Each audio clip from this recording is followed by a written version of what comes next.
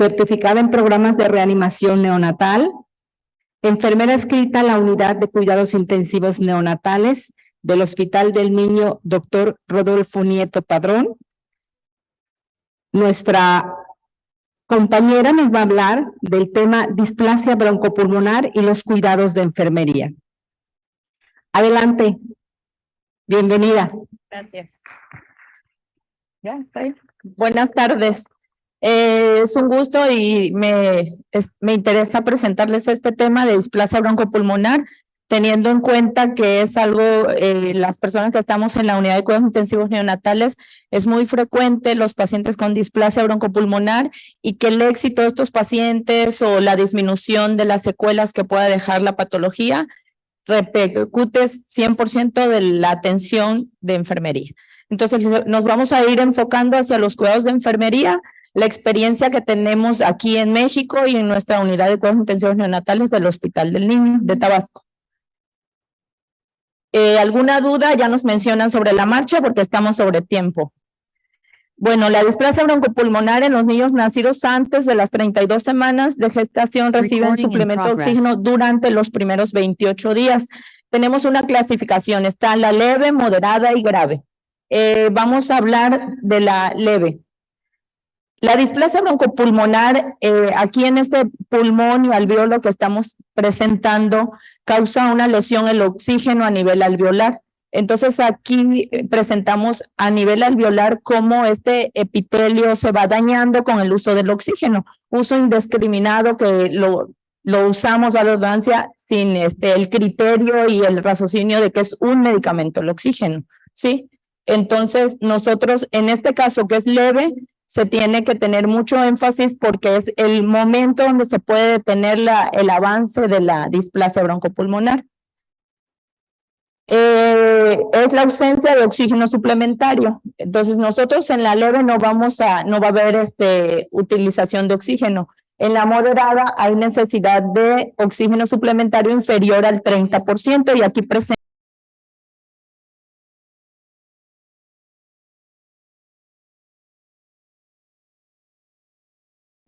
este epitelio no está tan dañado porque solo estamos utilizando el 30%.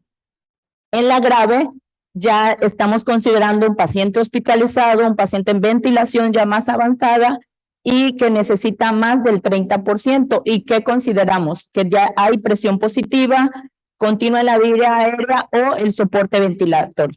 Ahorita actualmente ya contamos la mayoría de las unidades de cuidados intensivos, ventilación nasofaringia, ventilación mecánica, el CPAP nasal con soporte ventilatorio. Entonces, eso nos ayuda mucho a que el porcentaje de dependencia del oxígeno sea en un corto tiempo. Si el paciente anteriormente estaba ventilado por un mes, 30 días, 20 días, el tubo directamente, entonces actualmente ya en esta imagen que estamos presentando, este paciente tiene soporte ventilatorio con máscara a presión. Entonces ya ahí aumentamos la presión en el momento, el oxígeno llega al reclutamiento directo del alveolo y es menos prolongado el uso del oxígeno, ¿sí? Sobre todo la presión, porque ya a nivel de displasia estamos hablando de la presión que está ingresando a ese alveolo y es la importancia que debemos tener.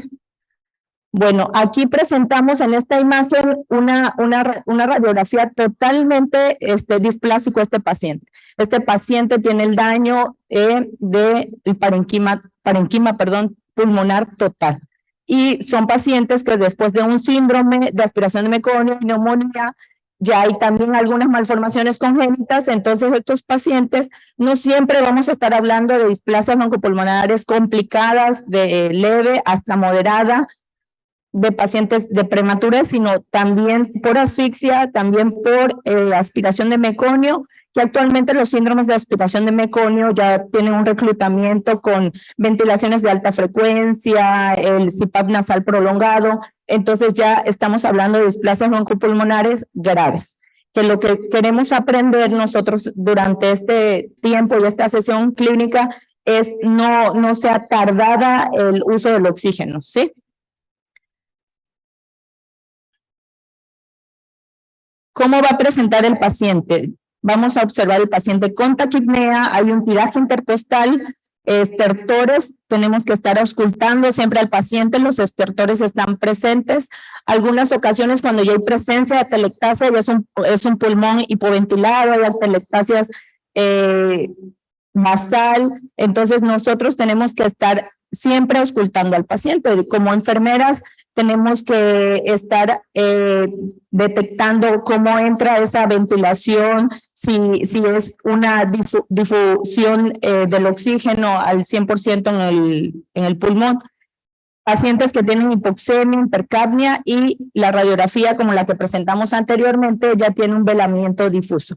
Presentamos en esta imagen la ventilación, como les mencioné, con soporte ventilatorio, que es lo que nosotros que tenemos la experiencia en el Hospital del Niño, ha sido muy útil esta ventilación porque el paciente se somete a 3 días, 2 días y ya se saca hacia oxígeno solo con punta nasal.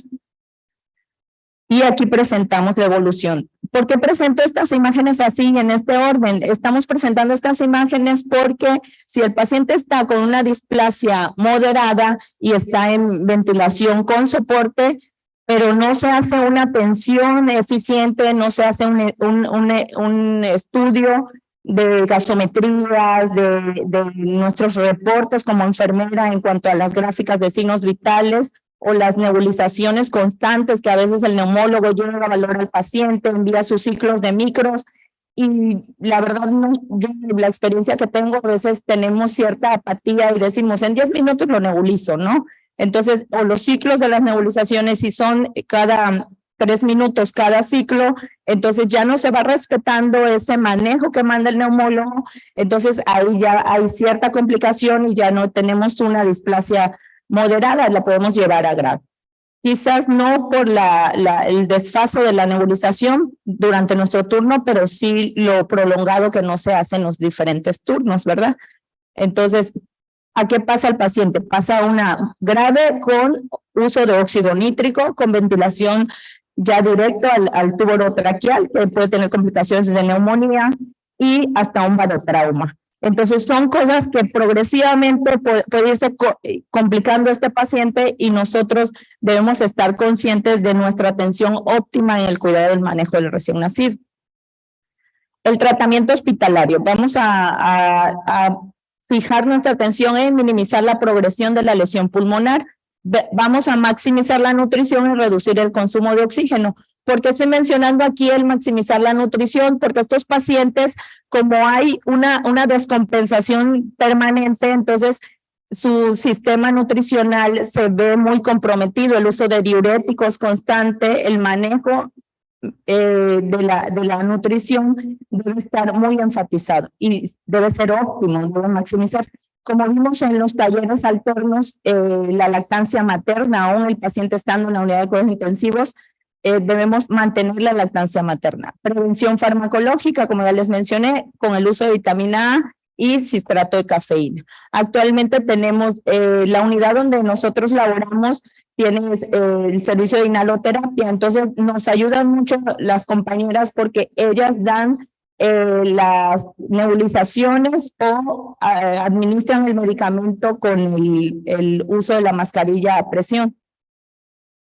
Saturación de oxígeno arterial, nosotros usamos las saturaciones constantes, el control hídrico, los fármacos, los diuréticos que estamos utilizando, el balance que llevamos, el horario estricto de los medicamentos y como les mencioné el uso de los broncodilatadores y los corticosteroides. Esto lo estamos mencionando al final porque a veces el uso va muy limitado de acuerdo al manejo que envíe el neumólogo o el adscrito de neonatología al área.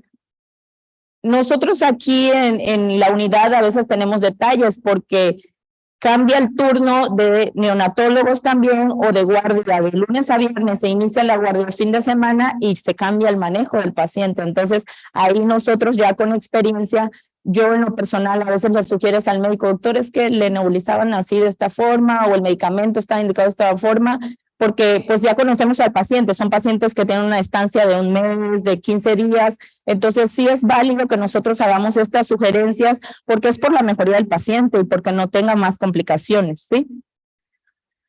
Nuestras intervenciones de enfermería van a estar basadas en el manejo de enfermería, ¿en qué? En el apoyo ventilatorio. Nosotros, como personal que está teniendo la asistencia en el apoyo ventilatorio, siempre debemos tener en cuenta que el uso de todos estos aditamientos modernizados y que no teníamos la experiencia, por ejemplo, nuestro hospital.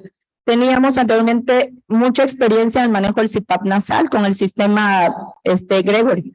Ahora ya utilizamos esto. Al principio los pacientes tenían úlceras en la comisura del labio, la presión que ejercía este circuito sobre la frente. Entonces tuvimos donaciones de Drager y las donaciones que tuvimos hacia estos gorritos que traen velcro, también aditamientos de Duoder y todas esas cosas las aprendimos a usar, le dimos el uso óptimo en los prematuros, sobre todo para el cuidado de la piel. Entonces yo estoy mencionando esto ahorita porque nuestra experiencia sí había lesiones muy fuertes, muy marcadas y era algo preventivo 100% de nosotros enfermeras.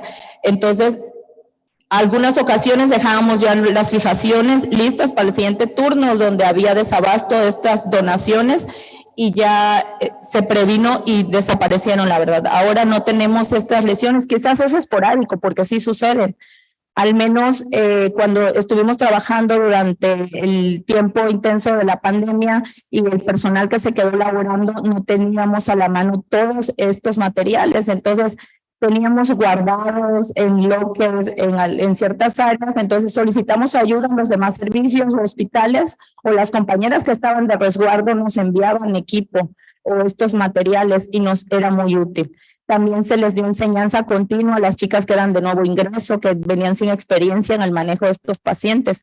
Al menos la experiencia que tenemos que cuando iniciaron las contrataciones de compañeras, llegaban sin experiencia en el manejo del paciente, sin experiencia en el uso del CPAP, entonces empezamos a enseñarles sobre todo la humedad, que estuvieran pendientes de las cascadas, las alarmas del ventilador, el agua se terminaba y no lo colocábamos, entonces son pequeños detalles y cosas que lo vamos haciendo diario, perdemos, pero cuando llega alguien de nuevo ingreso, le vamos pasando los tips, la enseñanza y esas son nuestras intervenciones que muchas de nosotras no nos alcanza el tiempo para escribirlas, registrarlas, pero lo hacemos y si en algún momento se nos pasa y no lo copiamos o no pasamos esa enseñanza a nuestros otros compañeros, ellos aprenden a no hacerlo.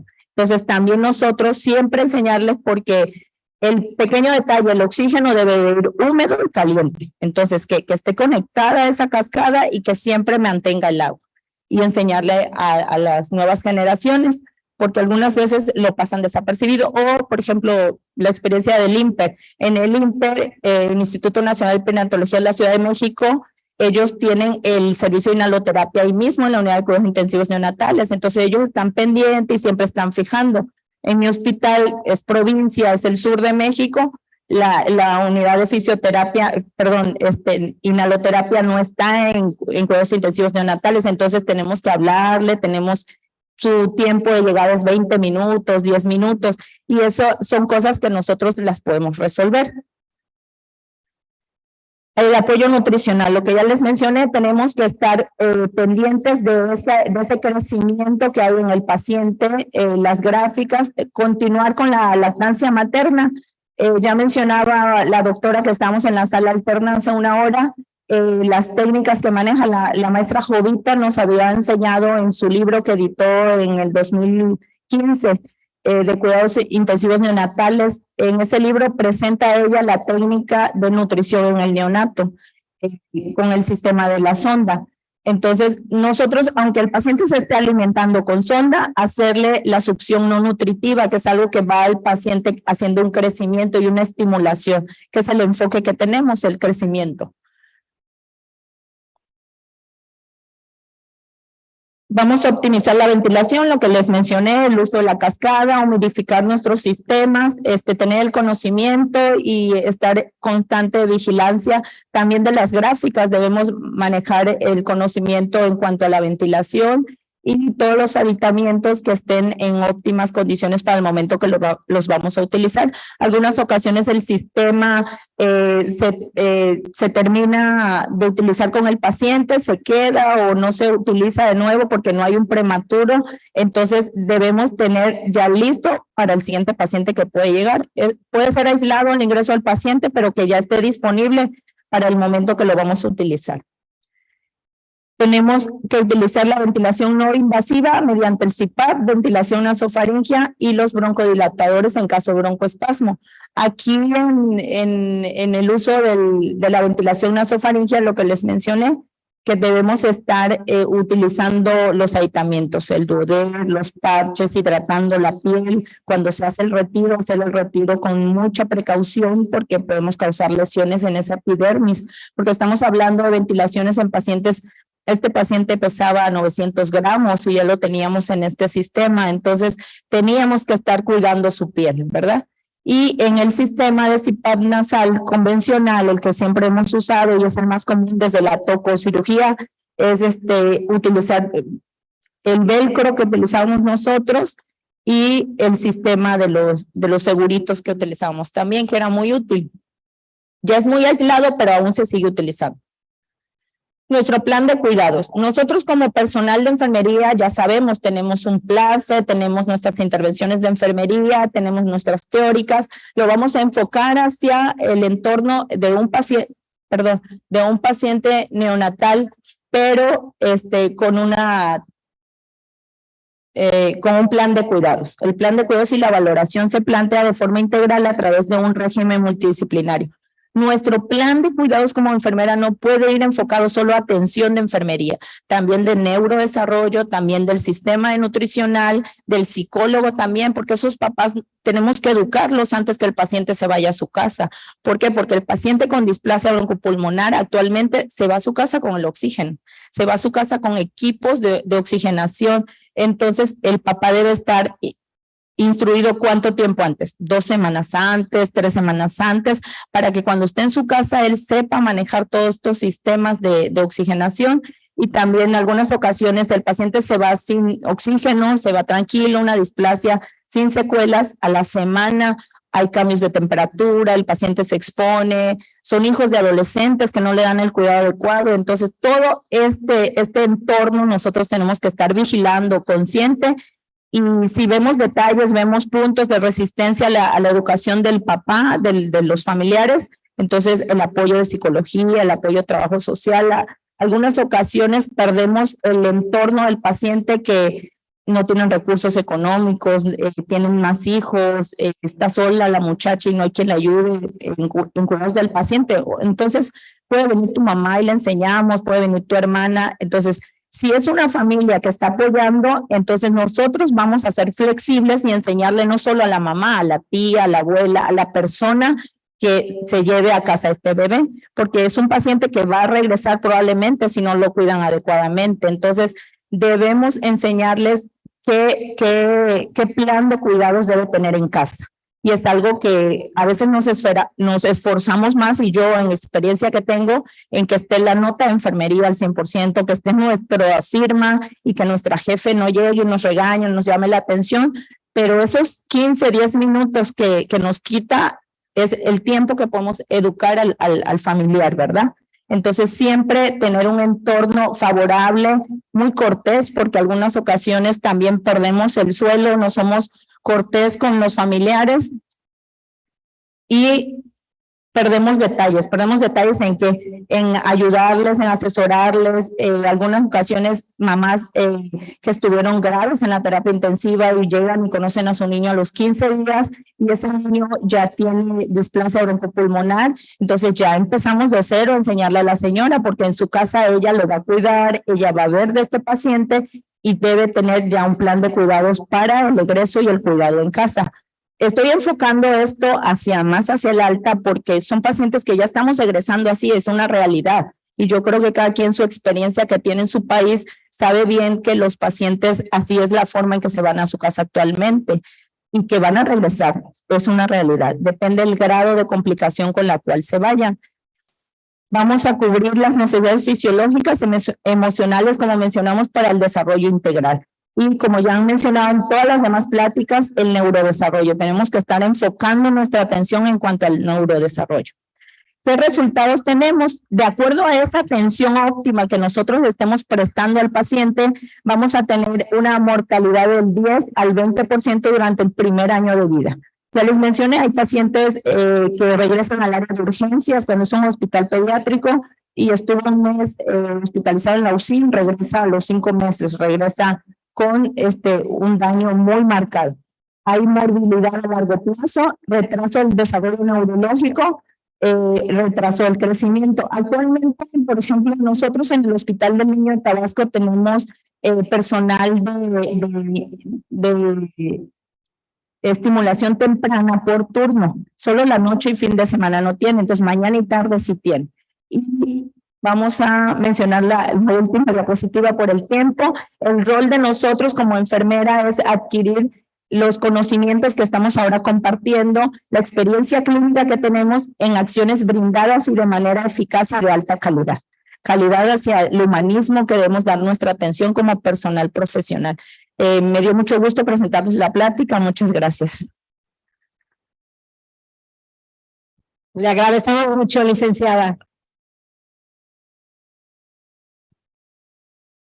¿Tienen alguna pregunta por parte del auditorio para la licenciada? Tenemos todavía 5 minutos para ella. Ninguna, muchas gracias. Por acá hay una. Hola, muchas gracias. Has hablado de la vitamina A. Yo creo que habría que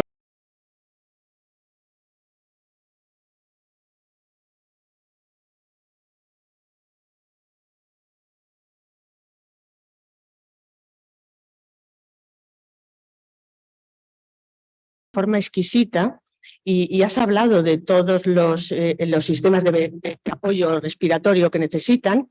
Y es solamente incidir. Estos niños en CPAP o en alto flujo necesitan gases a 37 grados. Por favor, no bajemos los gases de alto flujo a 32. Son 37 grados en alto flujo, ¿vale? Solamente bajaríamos a 32 grados con bajo flujo. Bien. Son complicados, muy complicados estos pacientes. El control de la saturación es que es desquiciante. Es saturación, lo que el doctor Solano quiere, sube, baja. No puedes hacer, es muy difícil. Por eso, como muy bien has dicho, integrar a la familia en el cuidado desde el principio es fundamental, porque si les enseñas lo que van a hacer en casa posteriormente, que es manejar la oxigenoterapia para que el niño esté lo más estable posible, cuanto antes se incorporen, mejor. Y hay estudios que dicen que cuando los padres se incorporan en el control de la saturación de este tipo de niños que suben y bajan continuamente, lo hacen mejor que las enfermeras.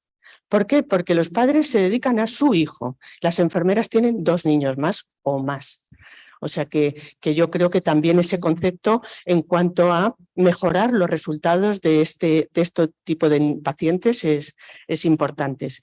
Y luego el estrés. También lo has nombrado, pero quería hacer incidencia en que son niños muy agitados, con muchísimo consumo y que el ambiente en el que tienen que estar tiene que ser el ambiente más relajado, más tranquilo posible. Por lo tanto, piel con piel, no desde el principio para su neurodesarrollo, sino también para que su enfermedad pulmonar, evolucione lo mejor posible.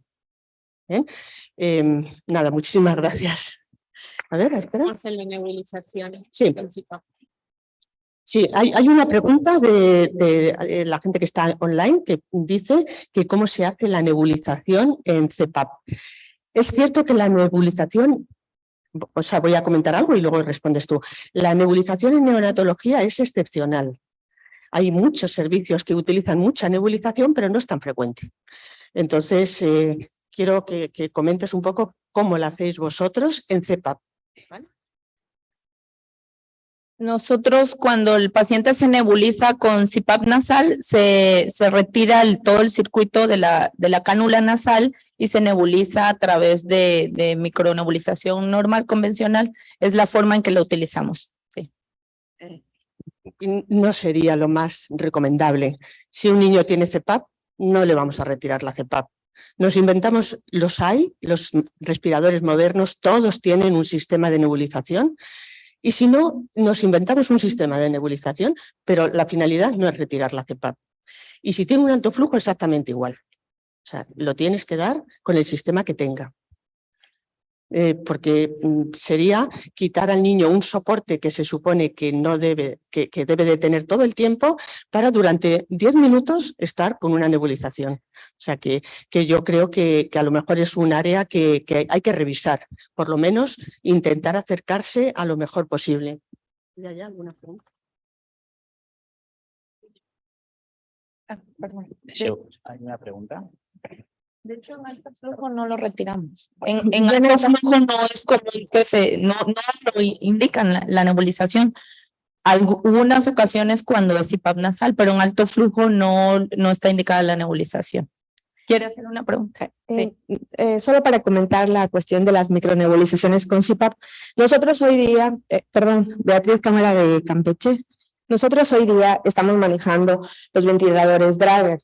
Los ventiladores Drager tienen muy gran beneficio de que tienen incluido dentro de la ventilación esa opción para poder darle la terapia de micronebulizaciones a los bebés, de tal manera que eso favorece para no desconectar, como bien decía la maestra, y obviamente pues no romper ese tipo de presión que a lo mejor le estamos mandando al bebé o ese soporte ventilatorio que le estamos mandando al bebé, con el afán ya de dar esta terapia de micronebulización. Estamos proporcionando la terapia, pero no estamos rompiendo la ventilación que el bebé al final del día necesita, porque no debemos de perder en cuenta que pues el CPAP tiene un PIP, tiene una presión, tiene un tipo de ventilación que está llevando a cabo y que está favoreciendo la respiración de ese bebé. Entonces, sí, definitivamente nosotros no desconectamos, no solamente los Drager, también los Fabián, también todos ya tienen ese sistema que en muchas ocasiones se conectan directamente al ventilador o a las cascadas, se adaptan.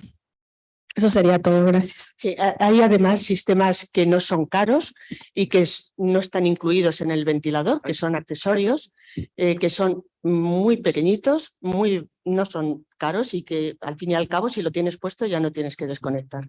Muchísimas gracias.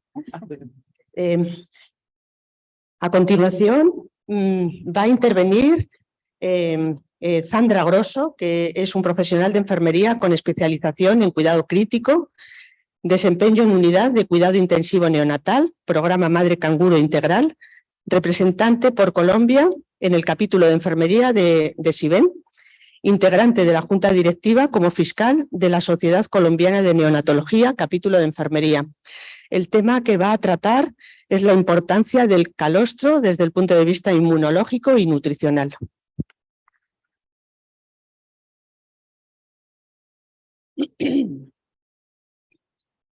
Buenas tardes, muchas gracias a todos por estar acá a esta hora que es bastante difícil y muchas gracias a CIVEN nuevamente por convocarme a dictar esta presentación.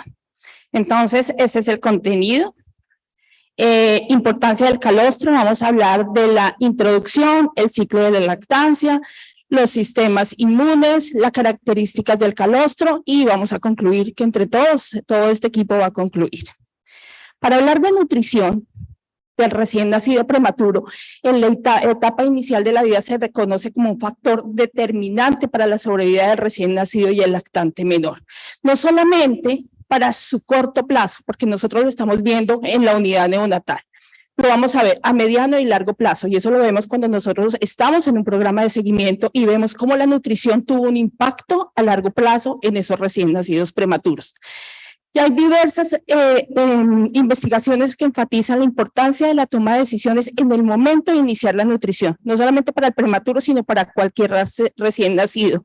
Ya la elección de la leche tiene un impacto para la vida futura de ese recién nacido. Y hoy, este es nuestro invitado. Entonces, nuestro invitado de hoy es el calostro, que todos le tenemos nombre. La primera gota de amor, ¿quién más le sabe nombre al calostro? La primera vacuna, la gota de oro. Entonces es tan importante este calostro que le hemos puesto infinidad de nombres. Pero para hablar de la nutrición y empezar a hablar del calostro, tenemos que hablar del ciclo de la lactancia. Y ese ciclo de la lactancia empieza en la gestación. Continúa con el momento del parto, la práctica los primeros 6 meses de esa lactancia materna y cómo va la alimentación complementaria, cómo continuamos con ella hasta los 2 años.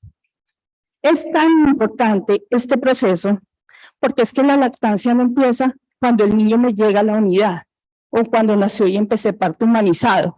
Pensemos qué intervención estamos haciendo desde el control prenatal, las que hacemos control prenatal o las que están en el control prenatal. ¿Qué importancia le estamos dando no solamente a cómo va a ser el parto y el desenlace, sino cómo vamos a empezar a trabajar la lactancia materna y empezar a darle esa importancia desde el control prenatal? Pero me voy a detener en el parto. Ese momento del parto que es tan importante, que nosotros vemos diariamente, pero que nos puede cambiar de una u otra forma en un bebé prematuro. Si ese bebé nació por cesárea o fue un parto vaginal, y si nos damos cuenta y miramos las estadísticas, la gran mayoría de nuestros prematuros nacen ¿por qué? Por cesárea, porque casi siempre es una urgencia. Esto me va a cambiar muchas cosas en mi bebé prematuro. Si ingresó a la unidad de recién nacidos, si requirió reanimación cardiopulmonar, si tuvo antibióticos, todo esto me puede cambiar la flora. Pero además, si nosotros cuando empezamos este estímulo trófico, buscamos a esa madre y buscamos esa gotica de calostro, o de pronto lo empezamos con fórmula. Todos estos factores me van a cambiar el sistema inmunitario de mi recién nacido. Si yo empiezo con leche materna, o empiezo con el calostro, o empiezo ese sistema inmediatamente con leche de fórmula. Los recién nacidos desafortunadamente y los prematuros nacen con una desventaja inmunológica en comparación con los niños a término, ya que no reciben todos los anticuerpos maternos que son transferidos desafortunadamente durante estas últimas etapas del embarazo. El recién nacido prematuro y de muy bajo al nacer, porque no solamente hablamos de los prematuros, sino también de los bajos al nacer, inmunológicamente nacen inmaduros y presentan alteraciones en todas sus cadenas de defensa. Son más vulnerables a infecciones, tienen mayor riesgo y está aumentando pues por el predominio por nacimientos por cesárea, porque son niños que van a tener una hospitalización más prolongada y en algunas ocasiones pues a pesar de la evidencia todavía no están recibiendo leche materna. La inmunidad entonces cuenta con un papel vital e importante en este proceso de hospitalización, desenlace durante nuestra unidad y durante el proceso que este niño va a pasar en la unidad. Entonces vamos a hablar de inmunidad. Cuando yo me dieron ese tema, me sentí como cuando estaba en la universidad. Dije, bueno, voy a volver a repasar la inmunidad. Entonces hablamos de esa inmunidad innata, que es todo lo que hacemos las primeras horas posterior al nacimiento, que tiene un papel vital. La inmunidad es fundamental, está innata durante las primeras horas del nacimiento de ese bebé prematuro. ¿Será que así nazca prematuro estamos adaptando en contacto piel a piel? O si el niño no requiere separación, estamos empezando de una de lactancia materna. Y ya después hablamos de una inmunidad adaptativa. Esta inmunidad se desarrolla a través del medio con el que lo rodea. Y ahí es donde enfermería también tiene un papel protagónico. ¿Cómo van a ser los cuidados desde el nacimiento de este niño, la recepción y el proceso y desenlace en la unidad con el niño que yo estoy cuidando? Pero cuando hablamos de este sistema inmune inmediato, vamos a hablar de estas barreras externas y estas barreras internas. No voy a hablar de toda la fisiología, pero quiero tener esos papeles y esos mecanismos externos, cómo interviene la piel y las mucosas. Y es ahí donde la lactancia y el calostro tienen su fusión y tiene todo su papel especial. ¿Qué pasa? Con los niños prematuros, pues uno de los mecanismos de defensa del cuerpo humano pues es la saliva. Y desafortunadamente en el sistema inmune pues se ve interrumpida porque muchos de nuestros prematuros o la gran mayoría de nuestros prematuros pues no tienen coordinación entre succión, deglución y respiración. Y si tenemos unidades cerradas, no hacemos succión nutritiva, no empezamos contacto piel a piel temprano, esto se va a dar mucho más lejos. Entonces quiero decir con esto que estos niños pues van a estar mucho más tiempo con sonda, son niños que están ventilados. Al comenzar la alimentación trófica pues vamos a iniciarla a través de una sonda orogástrica porque es necesario. Además los beneficios inmunitarios pasan por alto ese tejido linfoide asociado a la mucosa orofaringea. Pero cuando el calostro se administra directamente sobre la boca del recién nacido, los factores inmunológicos estimulan el sistema sistémico de inmunidad y promueven el desarrollo de la barrera protectora en el intestino de ese recién nacido. Y ahí la importancia del calostro, de ahí que digamos que es nuestro estándar de oro, nuestro gol estándar, nuestra gota importante para este recién nacido. Y seguimos con muchos factores en contra. ¿Hasta cuándo vamos a darle de comer directamente a ese bebé? Primero, no solamente tenemos el prematuro, sino tenemos estos prematuros con inestabilidad clínica, alteraciones en sus constantes vitales, dificultad para mantener el estado de alerta, con un pobre tono muscular, un pobre control postural, con inmadurez de los patrones relacionados con succión, deglución y respiración, además con alteraciones en su organización, que es fuerza, tiempo, ritmo y movimiento. Entonces, entre más me demore su sistema inmunitario, más riesgo va a tener. Primero. Y segundo, entre más demore yo la extracción, entre más demore yo el contacto piel a piel, más vulnerable va a ser ese recién nacido que estoy cuidando en mi unidad. Además, tiene una lengua, pequeño, con un bajo tono muscular posteriorizada y plana, con un maxilar con pobre control de movimiento, con un cierre labial que se ve alterado. ¿Por qué? Porque muchos estuvieron con sonda y estuvieron ventilados, y mejillas que tienen ausencia de tejido.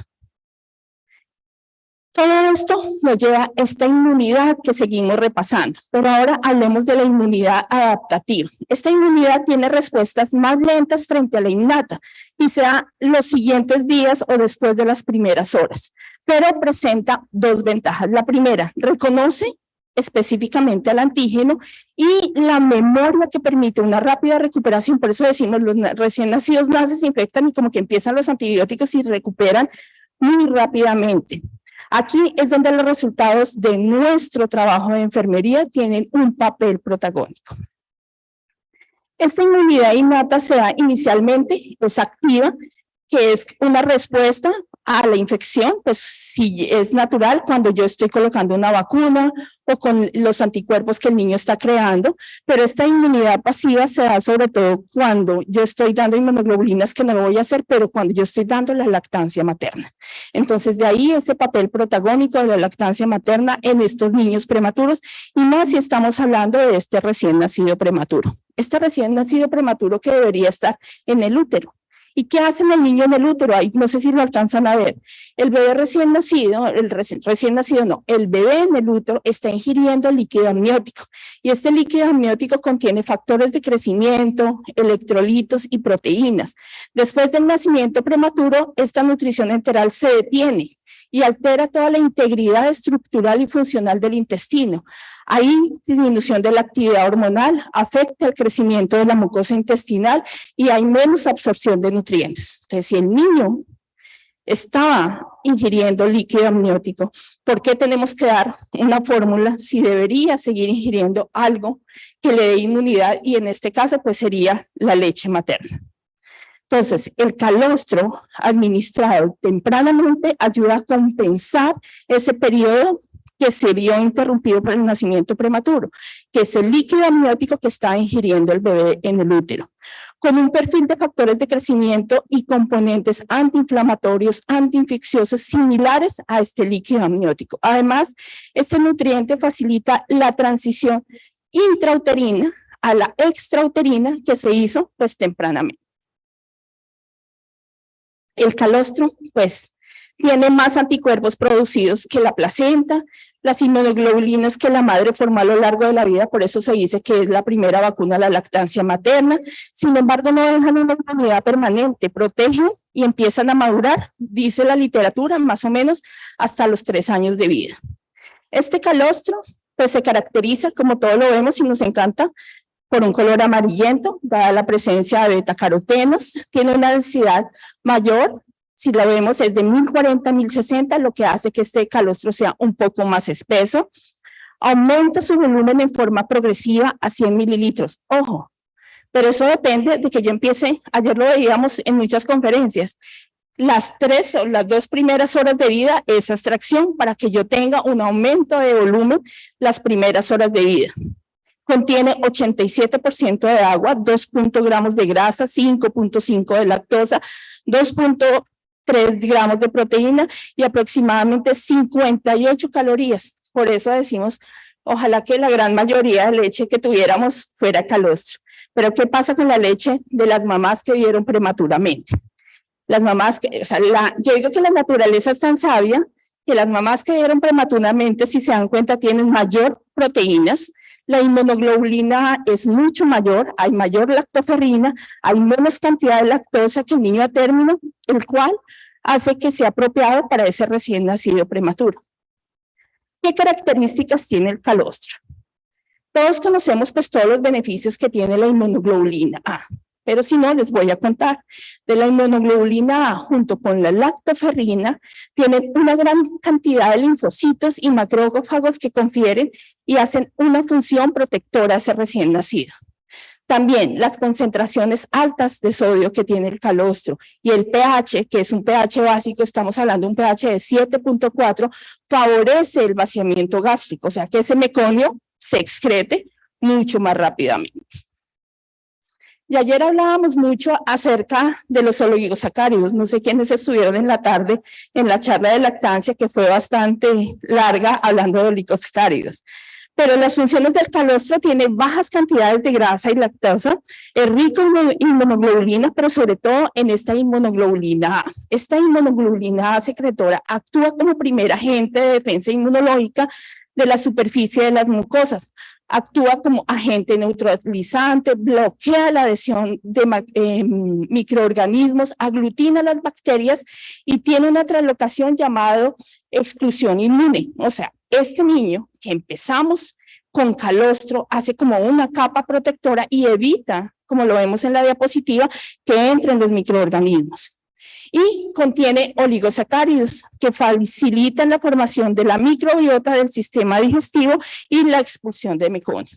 Estos oligosacáridos que tienen muchísimas funciones, primero, todos hablamos mucho de que actúa como un efecto probiótico, proporciona energía a esas células epiteliales, tiene un efecto antimicrobiano, ayuda a la maduración del intestino, pero no solamente hablamos de la parte intestinal, porque a veces cuando hablamos de calostro pensamos en la parte intestinal, pero mire, si nos damos cuenta, también ayuda a ese desarrollo cerebral, aportando nutrientes que favorecen al desarrollo neuronal y sus conexiones, favorece la absorción de minerales y es un estimulador del sistema inmunitario. Entonces, si nos damos cuenta, ese calostro es tan importante y es tan rico en oligosacáridos que debemos empezar a buscarlo desde el primer momento, desde que la mamá está en trabajo de parto y sabemos que van a hacer un bebé prematuro o está con preeclampsia y van a hacer ese bebé prematuro. No sé si en sus instituciones,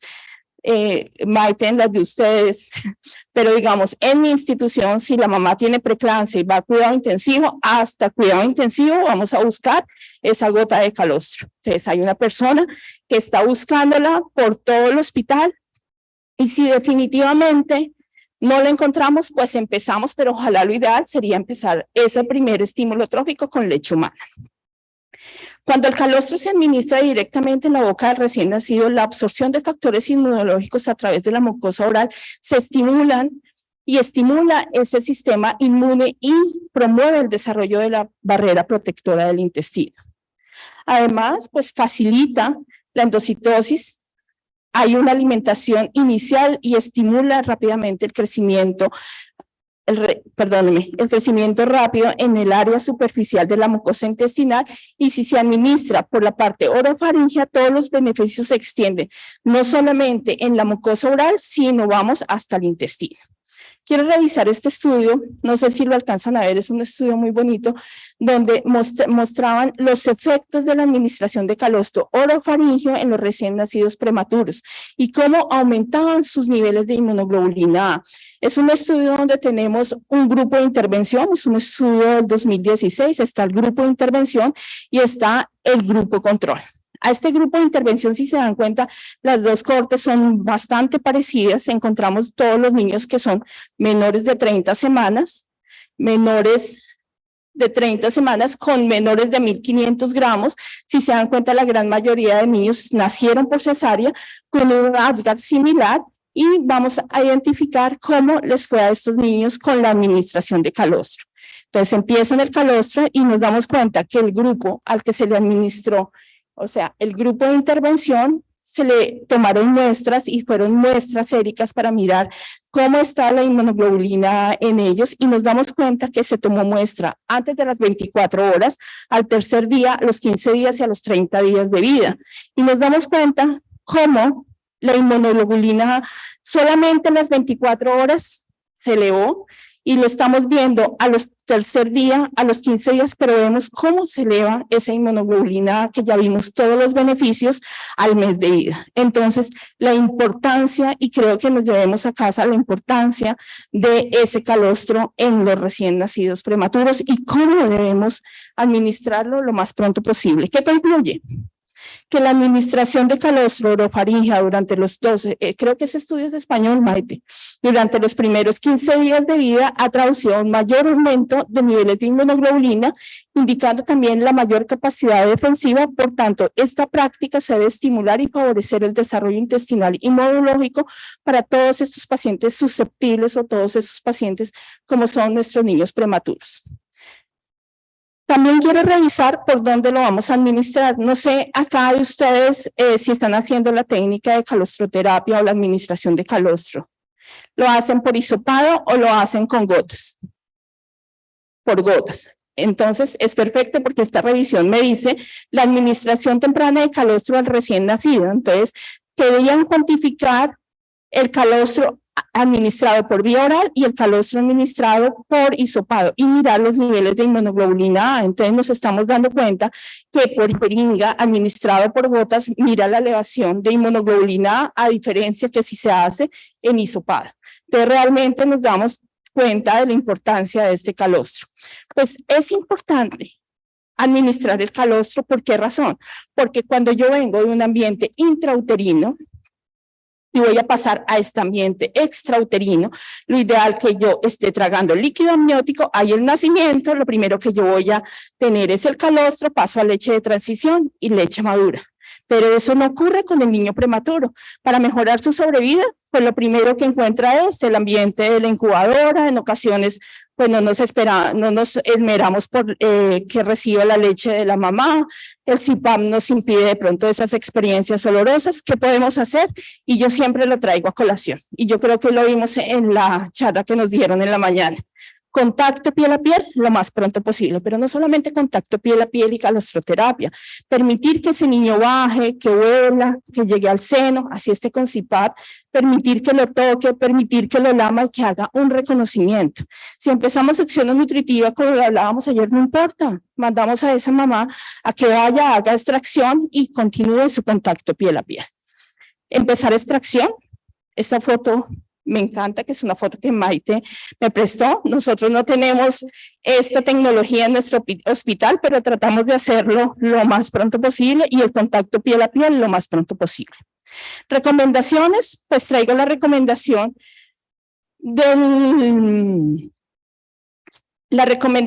que nos da la Asociación de Bancos de Leche Humana de Norteamérica. Creo que la gran mayoría lo está haciendo así.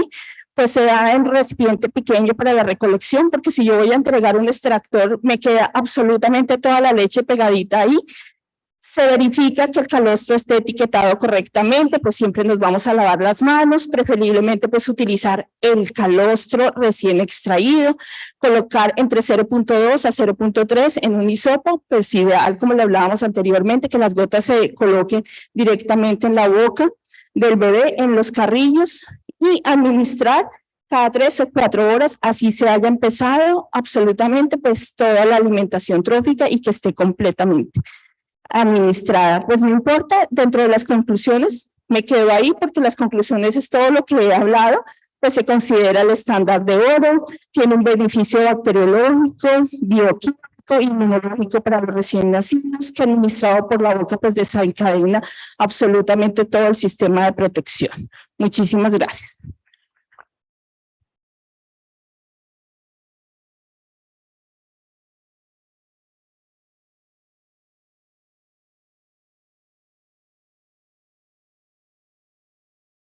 Pues es un presente para todos los organismos. Linda, gracias. No sé si vas a contestar. Gracias, Sandra. ¿Alguna pregunta, por favor, para la ponente? ¿Todo el mundo da calostro en su unidad? ¿Sí? Oh, estupendo. Yo sí que quería hacerte un comentario. Comentas que es importante que haya una buena organización en el hospital para que todo el mundo persiga el calostro, para que el calostro le llegue al niño. ¿Sí? Sí. Perfecto, ¿no? Pero yo sí que creo que lo que hay que hacer es involucrar a la familia, involucrar al padre, a la pareja de la madre, puede ser una mujer, y para que desde el principio sepan la importancia que damos nosotros a la lactancia materna, a esta fase, que es fundamental, porque si esta fase la hacemos bien, la lactancia materna va a ser mucho más fácil. Por eso, si desde el principio, aunque sea un par de veces, les decimos, mira, baja tú el calostro, mira, yo creo que la concienciación que cogemos, que coge la familia, es mucho mejor. Por eso la importancia del control prenatal. Yo digo que desde el control prenatal, si yo empiezo a hablar del calostro, del parto humanizado, ya tenemos parte de la lactancia ganada desde ese momento, porque ya llega el momento del parto y de pronto la angustia de una preeclampsia, se nos quedan muchas cosas en el tintero, pero es vital lo que dice Maite en este momento, o sea, la familia, tenemos que involucrarla porque cuando yo tengo a la red de apoyo, bien sea papá, abuela, hermana, quien sea mi red de apoyo, importante para mí, tenemos este proceso ganado en lactancia materna. Pero si yo no tengo a la familia como apoyo, puedo flaquear. Licenciada, buenas tardes. Una pregunta, por ejemplo, en mi unidad, soy enfermera de Perú. Hay veces adultos prematuros que están muy mal y entonces nosotros vamos a hacer la extracción a las mamás de la gotita de oro. Pero sacamos y la mamá produce más y lo juntamos en el frigidere. El bebito todavía es prematuro, lo operan, pasa 1 semana, 2 semanas y sigue estamos juntando la gotita de oro. En esa situación, ¿de qué manera lo podemos manejar? Sí. Habla de la producción de una madre que no alimenta al niño y que la madre está produciendo, pero no produce calostro la madre. Sí produce el calostro. El calostro es al principio, luego lo que va a producir es leche de transición y madura. Perdón, producimos el calostro, las mamás producen el calostro y juntamos bastante calostro, digamos, en 3 días. Y nos da pena que ese calostro esté en el frigidero congelado y el bebé no puede tomar todavía. ¿Qué podemos hacer ahí? Pero es que la cantidad es mínima, o sea, independiente de la edad gestacional, el niño lo que va a absorber en la mucosa y no va a pasar al intestino, o sea, bien si esté intubado, esté en CONCIPAP o la mamá esté en cuidado intensivo. Entonces, lo que hay que hacer es un muy buen protocolo y socializarlo y actualizarlo, porque realmente lo que se absorbe, lo absorbe la cavidad oral, como yo lo decía en la presentación. Es muy poco lo que, creo que nada, lo que va, dice orofaringe, boca, y ahí queda absorbido hasta el timo. Es curioso porque hay publicado efectos secundarios del calostro. Bradicardia, bajada de saturación, está publicado. Eso no está publicado con la sacarosa. A ese mismo niño prematuro le vamos a hacer un procedimiento invasivo y para el dolor ponemos un chupete y le damos las mismas gotas de sacarosa. Y no está publicado que le produzca bradicardia, bajada de saturación, pero sin embargo con el calostro, y entonces las enfermeras ¿qué hacemos? ¡Uf, qué riesgo! No come y además tengo riesgo de, y algunos pediatras, no solamente las enfermeras. Entonces yo creo que hay que tener un poquito sentido común en cuanto a decir, no va a pasar nada, son gotas de calostro, pero si alguien se pone muy nervioso, háganlo a través de una torunda, pero cuidado, no una torunda cualquiera. Tiene que ser una torunda que no absorba el calostro. Es una torunda que es especial para dar esto. Pero desde luego las gotas no va a pasar absolutamente nada. Y no le llega al estómago. Y si le llega al estómago 3 gotas, aunque esté a dieta, no pasa nada. No pasa nada.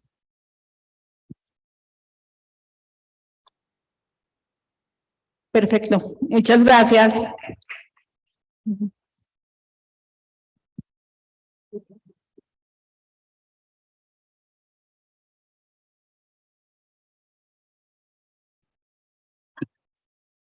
Continuamos con la maestra de La Paz, Lira Benzor, con el tema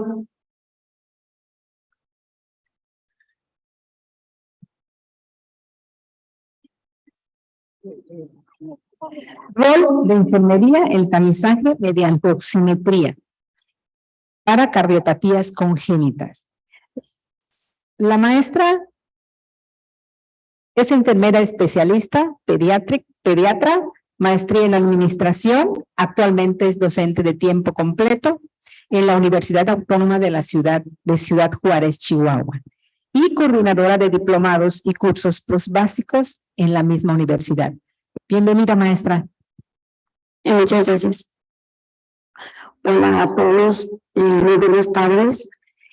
Agradezco a CIBER la oportunidad de compartir estos escenarios e intercambiar esas experiencias que vivimos cada una en nuestros países. Empezamos. Tenemos como contenido hablar un poquito sobre introducción, conceptos, epidemiología, la detección de cardiopatías complejas críticas, características del equipo, que es muy importante, cómo se va a llevar a cabo el procedimiento y las responsabilidades de enfermería. Para empezar a hablar sobre ello, tenemos que la Organización Mundial de la Salud calculó que en el 2020 que cada año 303,000 recién nacidos fallecen durante las primeras 4 semanas de vida. Las anomalías congénitas pueden causar discapacidades crónicas con un impacto social y económico. Los trastornos y malformaciones más frecuentes en este periodo pues, son las alteraciones cardíacas, tenemos síndrome de Down, y aparece todavía los defectos de tubo neural, aún que a través de las políticas establecidas desde hace ya casi 20 años con el uso de ácido fólico, se supone que estos deben de ir disminuyendo poco a poco, siempre y cuando se da la orientación desde la etapa pregestacional. Y recordemos que estas anomalías congénitas pueden ser de origen genético, infeccioso, ambientales, y aún con esta información que se tiene, a veces nacen neonatos sin ningún tipo de antecedente. Las cardiopatías congénitas entonces son anomalías estructurales de uno o varios vasos, que estos se producen durante el desarrollo embrionario y que pueden tener una repercusión real en el momento en que se nace o potencial. La prevalencia a nivel mundial oscila en 9.1 por cada 1,000 recién nacidos vivos. El 28 de estas son anomalías cardíacas y anualmente causan la muerte de más de 250,000 muertes a nivel global. Para ahondar un poquito en ello, pues esta imagen recordando la importancia del periodo de transición que se lleva dentro de las primeras 6 a 18 horas de vida extrauterina, donde esos edificios permeables normales en la etapa fetal pues van a cerrar de manera gradual en horas y algunas en semanas, y que esto permite la transición favorable de un neonato sano, pero que existen algunos donde estos orificios fisiológicos en la etapa fetal no cierran y por ende son indicadores de algún defecto cardíaco. Y en la parte inferior también les pongo la relevancia de que hay algunas cardiopatías complejas críticas donde no debe de cerrarse el ductus y empezamos a infundir prostaglandinas porque son cardiopatías que conocemos como dependientes de circuito, ¿no? Del conducto. Y el tema central es el tamiz a través de la oximetría de pulso, y entonces el tamiz es una acción diagnóstica que se aplica a toda la población con la finalidad de detectar de manera temprana ciertas patologías. Existen unos principios básicos a nivel mundial que son respetados a la hora que se emiten políticas en los países, y son los criterios de oro, de Watson, donde dice que para que se implemente o se establezca una política en un país, este tamizaje y o cribado debe de contar con estas características: que exista un tratamiento efectivo para esa búsqueda intencionada de la patología, que haya una incidencia de lo que se busca, debe de haber una política establecida para que sea de manera generalizada y no se lleve a cabo solo en ciertos lugares, que haya una relación costo-beneficio, que ya hay evidencias obviamente sobre ello, que sea barata, que sea sensible y específica, y que la prueba debe de ser aceptada por la población, en este caso los padres, a los cuales se les debe de explicar que no va a afectar en ningún momento nada al neonato por la característica del procedimiento, y que la búsqueda debe de ser continua, o sea, a todos los neonatos sanos se les deberá de hacer este cribado y el tamizaje. La detección de cardiopatías críticas complejas está establecido que estas pueden ser detectadas desde la etapa prenatal, siempre y cuando la mujer lleve a cabo un control prenatal, ¿verdad? A las 16, 18 semanas de gestación, ya el ginecólogo puede emitir el diagnóstico de la sospecha de una cardiopatía congénita, y recordemos que ahorita pues ya tenemos también el manejo de la cirugía fetal en ciertas cardiopatías, ¿verdad? No en todas, obviamente. El 20% se lleva a cabo el diagnóstico con la clínica en base a las evidencias y o cuadro clínico que presentan nuestros neonatos desde horas muy tempranas de vida neonatal. La oximetría de pulso ocupa el 15%, pero en la parte inferior izquierda nos marca algo importante. Hay un hueco diagnóstico todavía de este tipo de defectos. Y bueno, pues ¿en qué consiste entonces este tamiz neonatal cardíaco?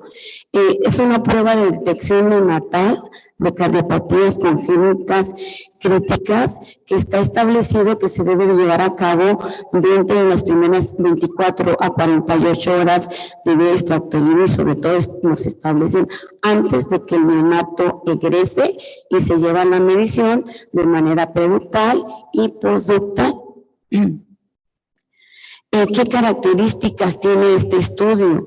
Bueno, pues es una prueba sencilla, es no invasiva, tiene una alta especificidad, esto también es importante, tiene una sensibilidad moderada de un 83.6% para detectar estas cardiopatías. Existen ciertas normativas en cuanto al equipo, porque nosotros todos hemos manejado un oxímetro de pulso y se dice que se puede llevar a cabo pero ahorita ya con la evolución de las tecnologías, pues también se exige ciertas características para que no haya sesgo falsos positivos y o falsos negativos. En este caso, el equipo debe estar avalado por la FDA, validado en condiciones de baja perfusión. El uso de los sensores recomendados obviamente pueden ser desechables idealmente y reutilizables, pero jamás utilizaremos un sensor de un paciente adulto, ¿no? Deben de ser tolerantes al movimiento, esto también es muy importante, y reportar la saturación. Este es de los equipos más actuales que se están manejando, donde incluso maneja o marca ya el índice de perfusión que nos marca idealmente que debe estar en un 0.7. ¿Qué limitaciones? Puede haber errores en la colocación del sensor, interferencia con otros equipos eléctricos y electrónicos, obstáculos en la absorción de la luz, pero todos estos elementos o estas limitaciones con la nueva tecnología prácticamente van a quedar fuera. Marco aquí un punto importante donde nos dice que si el neonato tiene el valor de la hemoglobina es 5 gramos menor por decilitro, pues obviamente nos va a dar cifras alteradas, ¿no? ¿Cómo se llegó a este screening o a este tamizaje neonatal cardíaco? Dentro de los antecedentes tenemos que fue una propuesta por Estados Unidos en el 2009. En el 2011 fue ya una recomendación, ¿verdad?, para que se llevara a cabo y se implementara y se incorporara en todos los recién nacidos.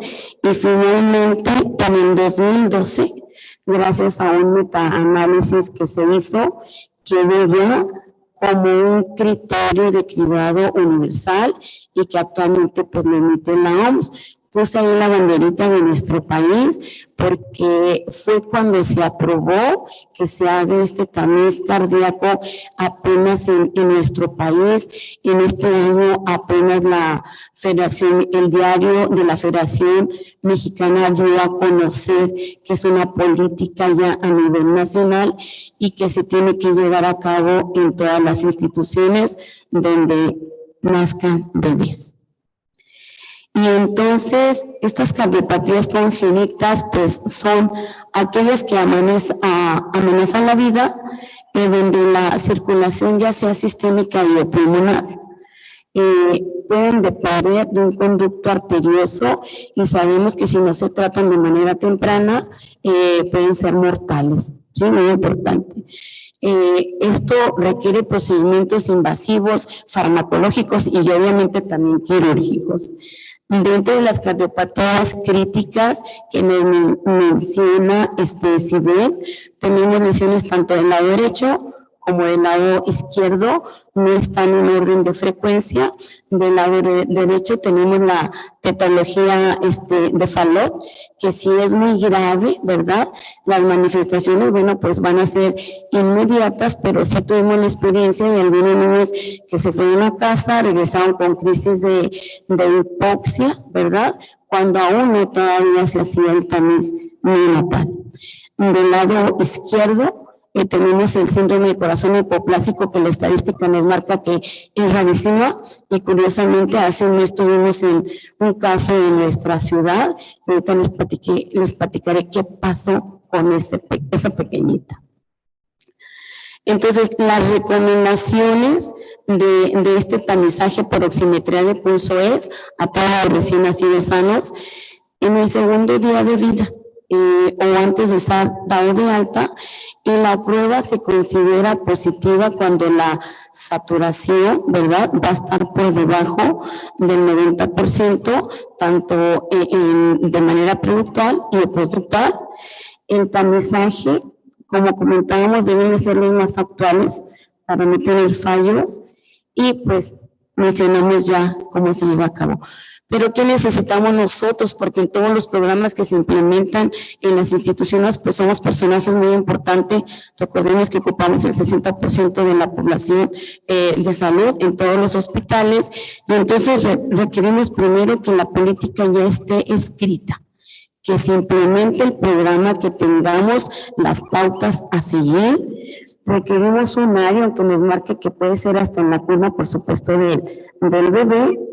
Requerimos el insumo que, en base a las charlas que hemos tenido, adolecemos de la falta de muchos insumos para que se lleven a cabo los procesos. Y por supuesto entra la capacitación del personal de enfermería, que va a estar a cargo de llevar a cabo las mediciones. Recordemos que todos los proveedores de insumos son los encargados de llevar la capacitación al personal que va a estar llevando a cabo o va a ser responsable directamente de este programa. Aquí está el procedimiento. Es muy importante tener una comunicación adecuada con los padres, explicarles a la mamá, al papá o el responsable en qué consiste y sobre todo los beneficios. Colocar al recién nacido en una posición cómoda, colocar el sensor, dijimos, de manera preductal, y la medición se va a llevar en un lapso quizás de 20 segundos a 1 minuto, y posteriormente la postductal. Los equipos nuevos ya traen para hacer la medición de manera simultánea, incluso ya hay software en celulares muy inteligentes que se están utilizando y que ya los utilizamos ahí en nuestra ciudad. Y pues aquí algo importante que les interesa también a los pediatras es sobre el índice de la perfusión y hacer esa valoración y registrar ese resultado. Ese resultado puede ser negativo o puede ser positivo.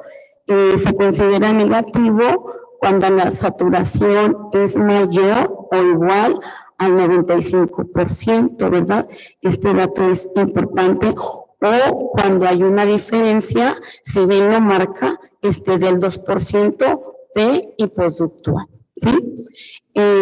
Si la saturación se encuentra del 90 a 94% y que puede ser dudosa, se tiene que volver a hacer una medición, pero en un lapso de tiempo de 20 a 60 minutos, pero esto es muy importante. Y finalmente la prueba es positiva cuando esa diferencia entre ambas extremidades existe esa diferencia mayor del 2%. Ahorita veremos con qué se puede correlacionar este resultado. Y bien, esto que les plasmé es el algoritmo que emite en su consenso, noveno consenso CIBEL, creo que fue en el 2016, y que trae todos los elementos que les estoy compartiendo. Existen ciertas situaciones clínicas donde la saturación preductal puede estar alta y la postductal. Y entonces aquí les puse qué situaciones clínicas podemos pensar nosotros ante este resultado. Obstrucción de corazón izquierdo, hipertensión pulmonar, que la hipertensión pulmonar, bueno, pues tiene muchas causas etiológicas, ¿no? La transposición de grandes vasos, estenosis aórtica y o interrupción del arco aórtico si la saturación postductal está elevada. A la hora que el tamizaje sale positivo o se considera normal, es nuestra responsabilidad notificarle al neonatólogo. Ahorita estamos trabajando ya con el neonatólogo, ya con los pediatras, qué bueno que ya tenemos a nuestros médicos neonatólogos, porque él tendrá que dar una explicación a los padres y llevar a cabo una nueva exploración física y hacer búsqueda de descartar otras patologías que pueden llegar a presentar desaturaciones, como son alguna sepsis, ¿verdad? Hipertensión pulmonar nuevamente, neumotórax, y solicitar al Departamento de Cardiología Pediátrica, que ya también contamos con ellos, para solicitar estos estudios auxiliares como son los rayos X de tórax. Recordemos que la fisonomía del corazón se modifica dependiendo del tipo de la cardiopatía. Hay como 40 formas que adopta el corazón. La más común que conocemos es la de zapato sueco, de tetralogía de Fallot, ¿verdad? Donde se lleva la punta del corazón por la hipertrofia ventricular derecha, etcétera. El ecocardiograma en cuarta dimensión, donde se va a especificar ahí la amplitud entre ambas cavidades, dependiendo del defecto. Se implementará el tratamiento farmacológico, en este caso lo más común que se maneja, pues son las prostaglandinas para mantener el ductus abierto, o vasodilatadores pulmonares activos en aquellos pacientes que también ya llegan a presentar una hipertensión pulmonar persistente cuando esta se encuentra arriba de 30 milímetros de mercurio, y el tratamiento quirúrgico. En este caso, yo que estoy en la frontera, son trasladados al paso de manera inmediata, son trasladados vía aérea, ¿verdad?, a la ciudad de Houston, donde se llevan a cabo los protocolos de la cirugía paliativa y posteriormente la cirugía definitiva. ¿Cuál es nuestra responsabilidad a la hora que llevamos a cabo PAMIS, proximetría de pulso, con la familia? Tener una comunicación efectiva y muy clara, muy importante. Esta debe ser también muy personalizada, debe ser cálida, porque no es una buena noticia el que se le esté dando 9 meses de embarazo sin nuevo control prenatal y de repente existe la sospecha de que su hijo tiene alguna cardiopatía que puede tener consecuencias mortales, ¿no? La información debe ser clara. En el caso que les comento, la cardióloga pediatra habló con los padres y por la patología cardíaca tan compleja, les dio un panorama de todo lo que le esperaba a su bebé, a su nena, y ellos tomaron la decisión de no hacerlo, ¿sí? En esta parte, ¿qué pasó? Pues pasó al área de cuidados paliativos, ¿verdad? Porque son cardiopatías incompatibles con la vida. Ser empáticos en todo momento y proporcionar información por escrito. Y recordemos que hay un impacto emocional en los padres y que tenemos que estar alertas y ser empáticos con ellos por la situación que están viviendo, porque en ese momento se genera ansiedad, angustia, estrés, impotencia, confusión, miedo, ira, e incluso se presenta un duelo ya anticipado, ¿verdad?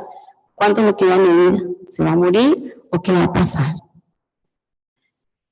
El costo efectividad de este tamizaje neonatal cardíaco, pues nos habla de mejorar la oportunidad diagnóstica, de disminuir de manera importante la morbilidad grave y por ende disminuir la mortalidad, favorecer que nuestros niños tengan un crecimiento y desarrollo adecuado, ¿verdad?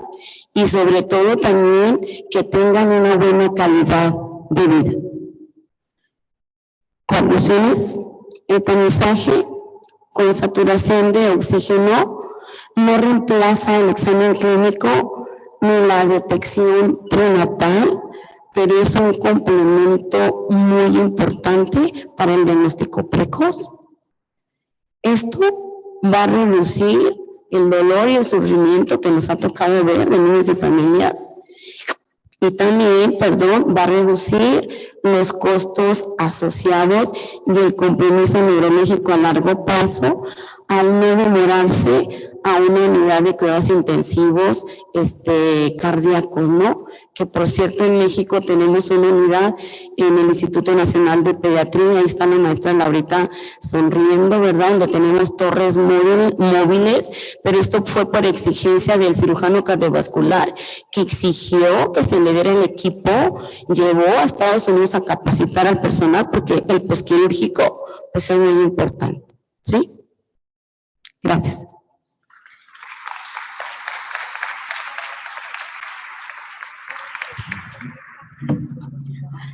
Muchas gracias, maestra. ¿Tenemos preguntas para el auditorio?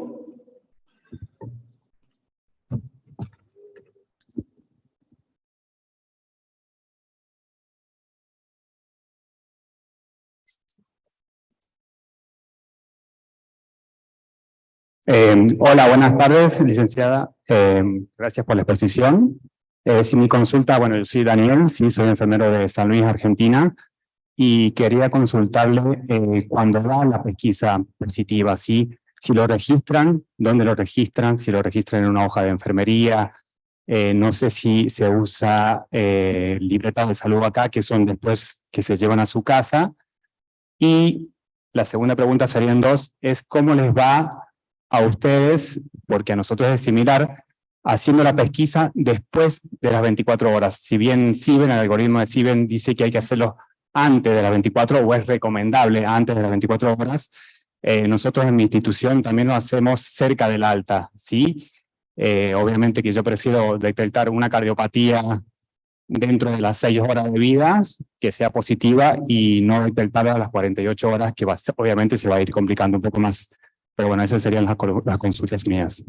Sí, existen ya documentos establecidos, ahorita no están estandarizados, al menos en nuestro país. En este caso, el hospital, por ejemplo, un hospital particular, tiene establecido como a través de la semaforización los resultados. Y en otro hospital que se hizo también un estudio muy grande, que se llevó a cabo la misma situación, ¿verdad? De documentar.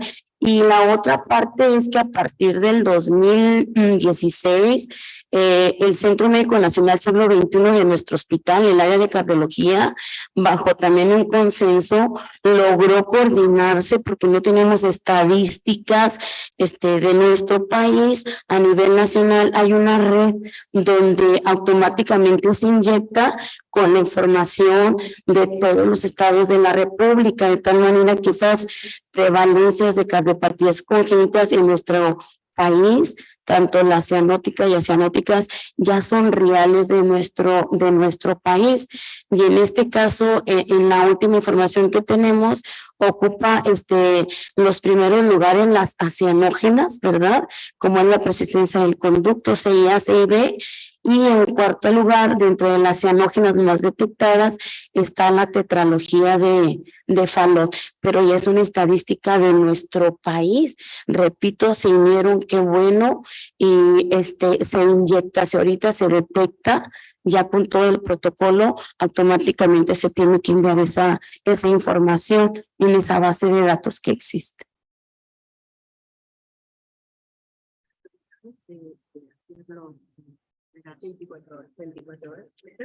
En relación a la siguiente pregunta, está recomendado hacerse dentro de las primeras 24 horas, ¿verdad? Nos dice máximo de 48 horas. La realidad es que al menos aquí en nuestro país la estancia de las madres es corta, no duran 48 horas.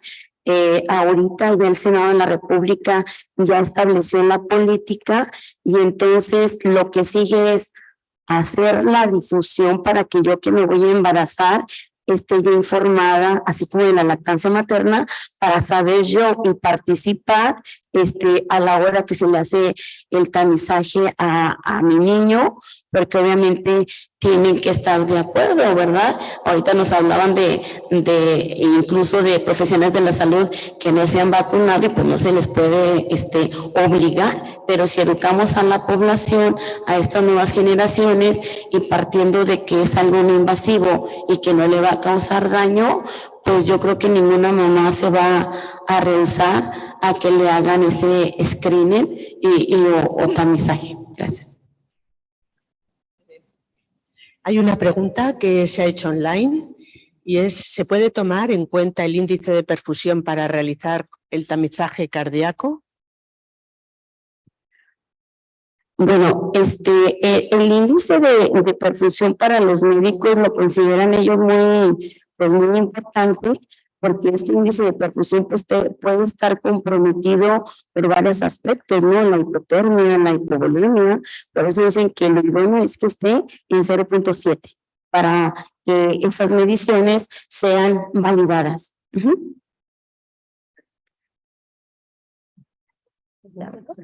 Sí, por favor.